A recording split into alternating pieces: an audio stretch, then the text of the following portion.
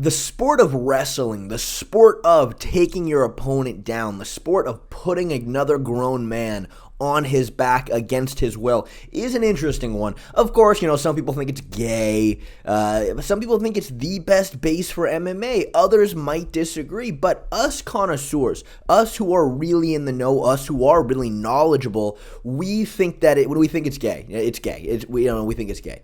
But regardless of that, I think most people, they like to lump wrestling into one sort of broad category. Anybody who shoots a takedown, well, you're a wrestler. But the truth is, there's different styles of wrestling, there's different rule sets, and these different rule sets breed different kinds of wrestlers, and there's no place that this is shown better than in the sport of MMA. And today, I want to ask a very, very interesting question, and that is, what is the best style of wrestling for MMA? There's three big ones. We have Folkstyle wrestling, we have Freestyle wrestling, and we have Greco Roman. Those are the big three. Of course, there are some different subdivisions, right? We have, Turkish oil wrestling, I know is a popular one amongst certain people. I think that's where Marab comes from. You've got Senegalese wrestling, where two guys just kind of seem to smack each other. But again, we've got three big ones, right? And to differentiate these three, what it essentially comes down to is a rule set. There's different rules, there's different objectives in each sport, and because of that, because of the change in rules, these wrestlers that come from these disciplines, they all specialize in slightly different areas. Starting off, we have Greco-Roman wrestling. Now, Greco-Roman wrestling, essentially, it's no-gi judo. You are not allowed to touch your opponent's legs. All the takedowns have to come from the clinch, from body locks, from trips. Some notable names currently competing that come from the sport is Movsar Evloev, Ilia Topuria, and John Jones. Now, of course, Ilia Topuria and John Jones, they both have their fair share of really sick Greco-style takedown highlights. I mean, they absolutely do, but I'm going to be honest here, and I'm not going to dilly-dally with this. Greco, it's the worst. Greco, it is just not the best. All three of these guys essentially almost always just shoot traditional singles or double legs, all right? They dive for their opponent's legs, which is not allowed in Greco-Roman wrestling. And the reason why they do this is because it is very difficult to impose your wrestling onto your opponent when all you can do is clinch up.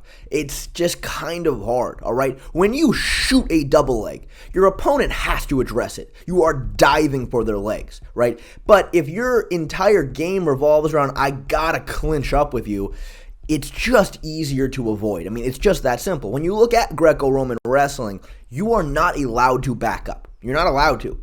You get right in front of your opponent on the mat, the referee says go, and you can't back up, you have to engage.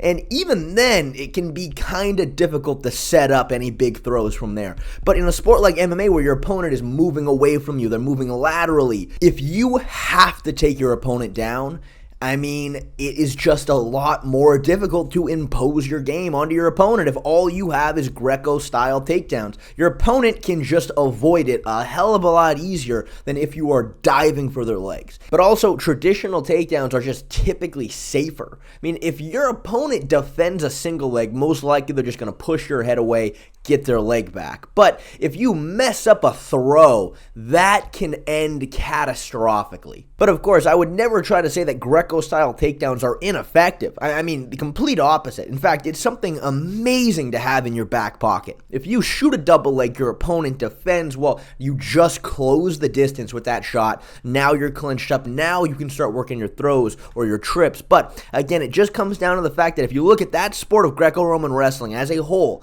it only allows clinch takedowns. And in a sport like MMA, you can't only depend on that style. It is going to severely inhibit your ability to take your opponent to the ground. So now that we have third place definitively established, we have to look at the two big ones, Folkstyle wrestling versus freestyle wrestling. So Folkstyle wrestling is what we do here in America at the high school and the college level, whereas freestyle wrestling, the rest of the world practices this art form, and it's done at the international level. So the Olympics, the World Championships is all under freestyle rules.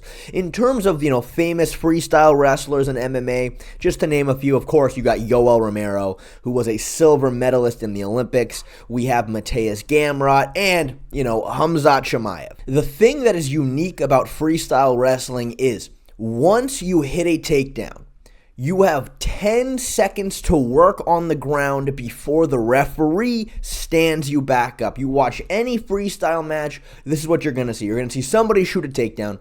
One guy, he gets taken down, he immediately turns to his stomach, they stall out there for a few seconds, the referee stands them back up. And what this rule does is that it makes freestyle wrestlers the best in the world at shooting and completing takedowns. Freestyle wrestlers definitively have the best shot because while you're competing under this rule set, that is who is going to win the match. Because the referee is going to keep standing you back up, it 100% comes down to who has the better shot, who can get deep on takedowns, who can complete takedowns better. And of course, when you look at somebody like, Khamzat Chimaev is the perfect example. He probably has the best double leg I've ever seen. I mean, I've never seen a shot as fast, as sharp. Again, you look at Gamrot, Yoel Romero.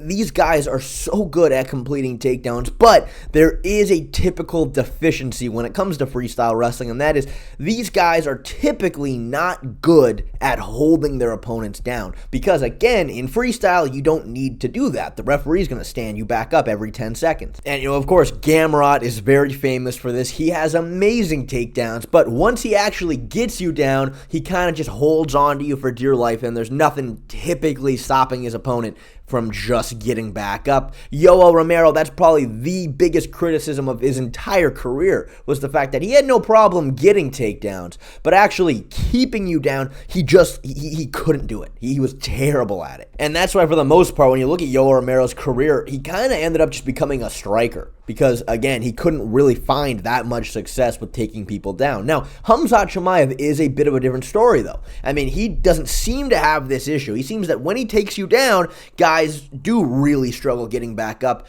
But I would attribute this to the fact that Khamzat Chimaev has really good jiu-jitsu. Really, really good. I mean, once he takes you down with his freestyle takedowns, you have to turtle to try to stand back up, but he's not trying to pin you. He's constantly threatening the back takes, threatening darces, cranking on your neck. I mean, this is what he's going for. As soon as somebody turtles, he's immediately trying to slide his hooks in, and he's trying to take your back. I would say, even Islam Makhachev is very similar to this. His wrestling style is freestyle, and of course, he's going for back takes. He's trying to use jiu-jitsu to keep you there. So it's just as effective, but it's just a little different. The techniques used are a little different from when you look at folk style wrestling. Now, some famous examples of folk style wrestlers. We have, of course, he's a bit of a disgrace as we stand at this exact moment, but, you got Bo Nickal.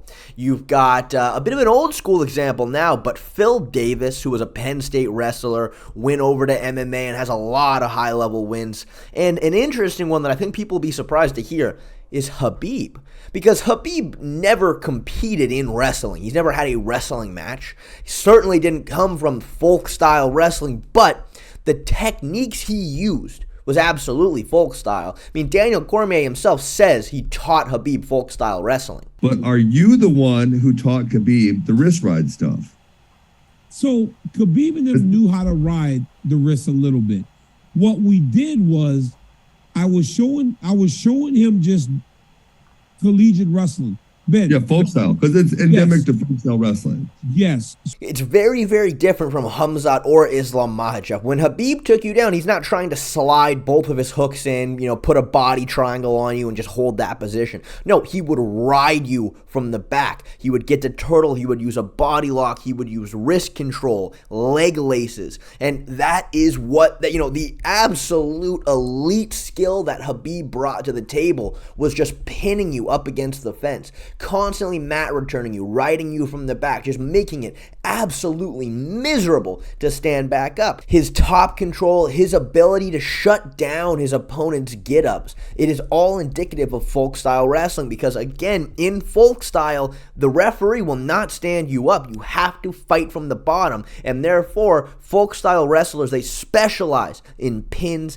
and top control. Again, we look at Bo Nickal, right? Of course, again, a lot of people are not happy with with Bo Nickal, me included, but you look at his fight with Cody Brundage. Now, look, Cody Brundage, say what you will about the guy, I mean, legitimately has wrestling skills. I mean, he was a lifelong wrestler. He himself wrestled Division II. And when you look at his fight with Bo, it was clear that Bo does not have the same kind of shot that Khamzat Chimaev has. He doesn't, but it was how he operated on the ground. I mean, that was the big difference maker. I mean, you look here, he takes this shot. There's a bit of a weird scramble here, and Cody ends up on top from Turtle, and then Bo puts him in a Gramby. He hooks his arm, rolls back. I mean, just to end up on top here, it's the ground wrestling. That is the difference maker when you look at Folkstyle. And of course, when Bo would take Cody down, Cody was completely helpless to get back up. I mean, he never ever did. And of course, you look at another great example, Phil Davis. Phil Davis, when he fought Glover Teixeira, that is where I think the Folkstyle really shined so beautifully. Because, of course, Glover Teixeira, is a very good MMA grappler. But when he would get taken down, Phil Davis, he would do three things very, very good. One of which being the constant mat returns. Every single time Glover was starting to build up a base, he would just use that body lock, drive his weight forward, and he kept mat returning him every single time. The other big one, wrist control and leg laces. Again, this is not him trying to get his hooks in. This is him hooking the leg, completely controlling it, making it impossible for Glover to try to stand back up with it. And then, of course, the wrist control speaks for itself. And the other big one, the cradles. I mean, he kept putting Glover into these cradles. And again, it does limit your offense from on top, but it also completely murders your opponent's opportunity to stand back up in the slightest. So with all of this being said, which style, folk style or freestyle, which one is better for MMA? Of course, there are going to be plus or minuses with each one. There's going to be some give or take, but I would say overall, you have to say folk style is the superior discipline because, again, in MMA, the absolute most important aspect of your wrestling has to be to hold your opponent down. Of course, like I said, though, some freestyle wrestlers do supplement that ability with other disciplines, but at the end of the day, when just looking at both disciplines in a vacuum with the pure skills that come from practicing that art, folk style just offers more that is useful in MMA. Of course, like I said, freestyle wrestlers typically have the better ability to finish takedowns. However, folk style wrestlers, of course, that is still a massive aspect of their discipline as well, completing takedowns, but there is a large gap when it comes to freestyle of actually wrestling on the ground, of mat returns, of pins, of holding your opponent down, even getting up from the bottom that folk style just does better. So look, again, there's going to be give and takes, there's going to be plus or minuses, but at the end of the day, take both disciplines, take the art it teaches you from each one. You gotta say that folk style wrestling is superior in MMA.